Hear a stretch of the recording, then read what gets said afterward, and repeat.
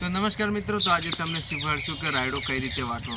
તો સૌથી પહેલાં તો આપણે દાંતરડું જોવે તો આપણે દાંતરડું લઈ લીધું અને પગની અંદર બૂટ અથવા ચંપલ હોવા જોઈએ। અને આપણે અત્યારે બૂટ લીધા કેમ કે અહીંયા ખર્ચા બહુ લાગે। જો તમારા પાસે બૂટ ના હોય તો રાયડું વાટવા જવું નહીં, કેમ કે જો તમે રાયડું વાટવા જશો ત્યાં તમારી પાસે બૂટ ન હોય તો તમારા પગમાં હોરા ખર્ચા પણ નીકળી શકે છે, તો તમારે જવું નહીં। તો બૂટ પણ છે અને દાદરડું પણ લઈ લીધું। તો હવે આપણે તમને શીખવાડશું કે રાયડો કઈ રીતે વાટવો। તો પહેલાં તો તમારે એ નક્કી કરવું કે રાયડો કઈ સાઈડ પડેલો હોય। ઓકે, જોઈ લો, આરો રાયડો આ સાઈડ પડેલો હોય અને આરો ઓમ પડેલો, તો આપણે અહીંયાથી વાટવાનું ચાલુ કરો। જો તમે આ સાઈડથી ઓમ વાટવા જશો તો નહીં વાટાય, તો આપણે ઓમ જ વાટવાનો રાઈટ। તો આપણે હવે તમને બતાવી દઈએ કે રાયડો કઈ રીતે વાટવો। તો અડધા લોકો શું કરે, અહીંયાથી થળમથી વાટે, થળમથી નહીં વાટવાનો, અહીંયાથી વાટવાનું જ્યાં સુધી ફળી હોય। તો આપણે અહીંયા ફળી હતી તે લઈ લીધી, આવી રીતના વાટવાનો।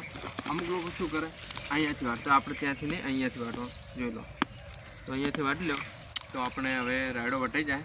તો આવી રીતના આપણે ઓમ જ વાટવાનો, પછી જે રીતે પડેલો હોય એ રીતે વાટવો। તો આવી રીતના આપણે રાયડો વાટવાનો, બાકી બસ આવી રીતના રાયડો વાટવાનો ને હવે આપણે વાટી દઈશું બસ। બાકી મળીશું હવે નવા બ્લોગ સાથે, લાઈક, ફોલો એન્ડ શેર કરતા જજો।